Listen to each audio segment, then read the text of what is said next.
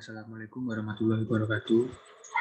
Nama saya Ali Satria Anggara, NPM 190101074 dari kelas Aplikasi Manajemen Terpadu kelas O.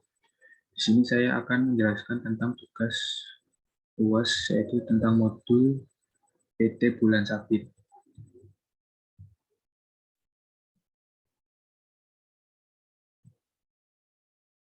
Yang pertama ada fungsi manufaktur.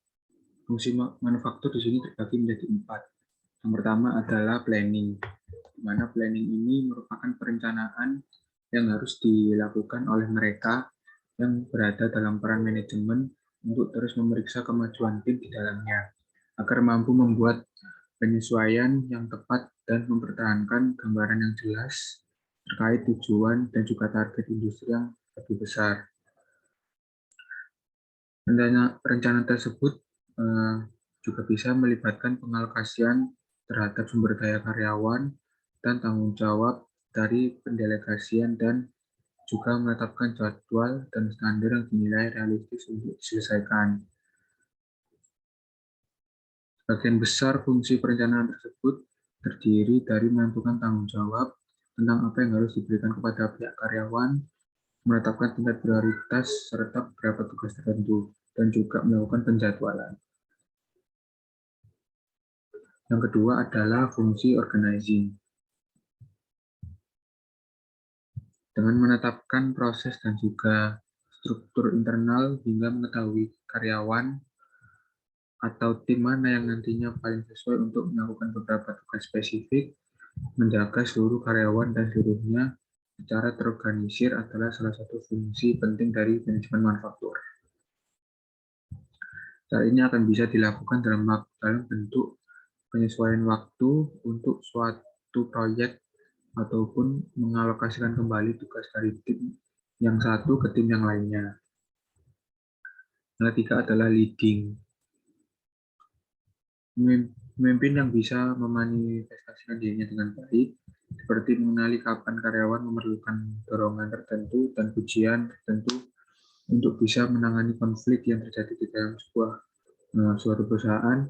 Ini kerap kali seorang manajer harus menjadi pemimpin, bahkan selalu interaksi terjadi untuk bisa mendukung, mendorong, dan juga memotivasi bawahannya. Yang terakhir adalah kontrol. Agar mampu memastikan seluruh fungsi di atas bisa berjalan dengan kesuksesan suatu industri, maka pihak manajer harus mampu memantau performa karyawan, kualitas kerjanya, dan juga efisiensi proyek yang sedang diselesaikan.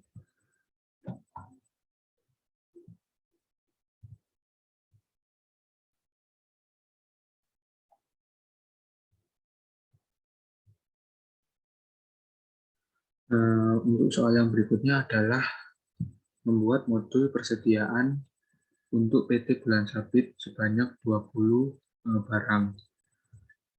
Untuk modul persediaan, saya menggunakan aplikasi yang bernama Udo, di mana aplikasi Udo ini dapat digunakan untuk berbagai macam kebutuhan dalam menjalankan perusahaan.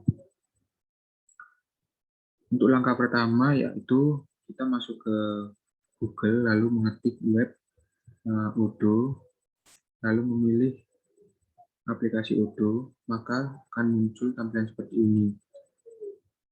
Untuk modul persediaan, kita bisa pilih modul inventaris. Kemudian untuk memasukkan produk apa yang akan kita masukkan, yaitu kita pertama memilih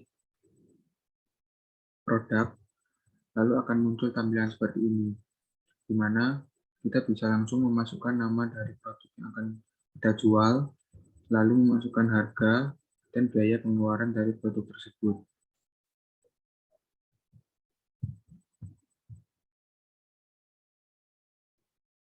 Karena PT Bulan Sabit ini merupakan perusahaan yang bergerak di bidang food and beverage, maka barang-barang yang tersedia di dalamnya adalah sebagai berikut. Di sini saya sudah memasukkan 20 macam menu yang ada di PT Bulan Sabit. Lalu masuk ke modul berikutnya, yaitu modul penjualan. Setelah tadi kita memasukkan semua barang persediaan, maka di bagian modul ini adalah modul bagaimana cara kita menjual produk tersebut.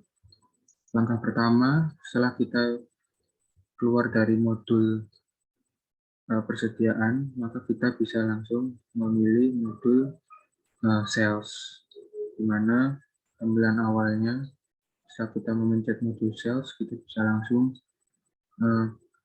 masukkan nama-nama customer yang memesan produk kita. Caranya adalah dengan memencet order, lalu memilih pilihan customer, maka akan muncul seperti ini. Di sini kita bisa memasukkan data-data customer yang diperlukan.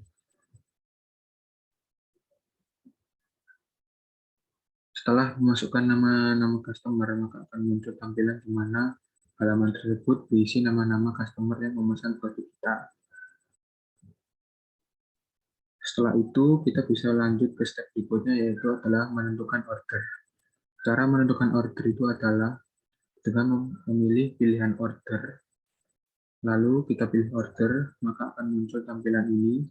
Dan di sini kita bisa memasukkan apa saja yang diorder oleh para customer.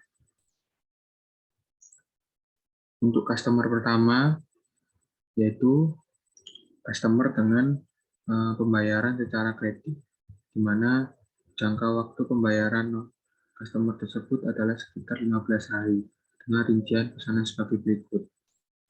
Untuk yang di sebelahnya, ini adalah customer yang memesan produk dengan pembayaran secara cash, dengan rincian produknya seperti berikut ini. Nah, setelah produk berhasil dipesan, maka kita tinggal membuat register payment, di mana register ini berisi kwitansi kepada para pembeli bahwa pesanan harus segera dibayar. Nah, sebelumnya kita harus menentukan dulu bagaimana cara pembayaran yang dilakukan.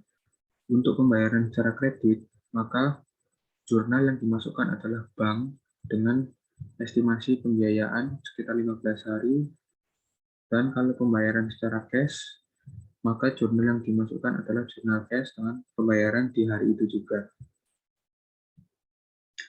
Setelah pembayaran berhasil dilakukan, maka akan muncul tampilan seperti ini dan akan muncul tanda bahwa pembayaran telah dilakukan.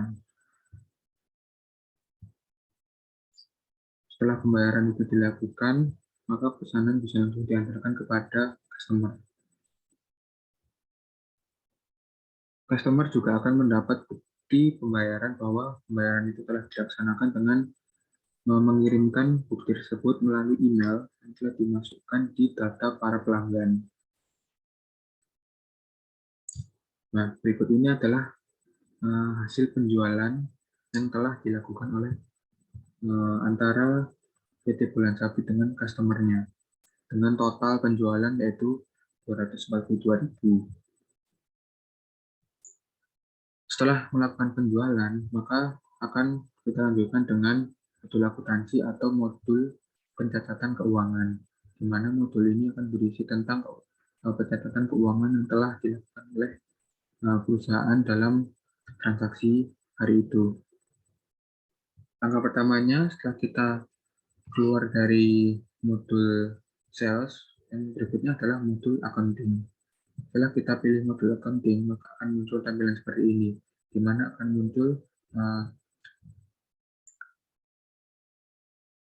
bagian-bagian yang berisi tentang informasi mengenai pengelolaan keuangan.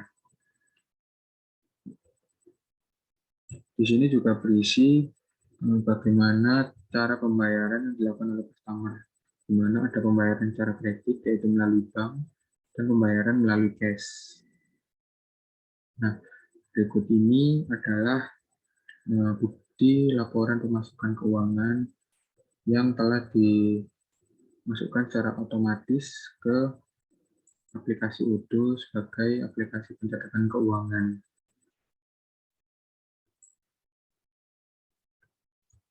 Demikian presentasi yang bisa saya sampaikan, kurang lebihnya mohon maaf. Wassalamualaikum warahmatullahi wabarakatuh.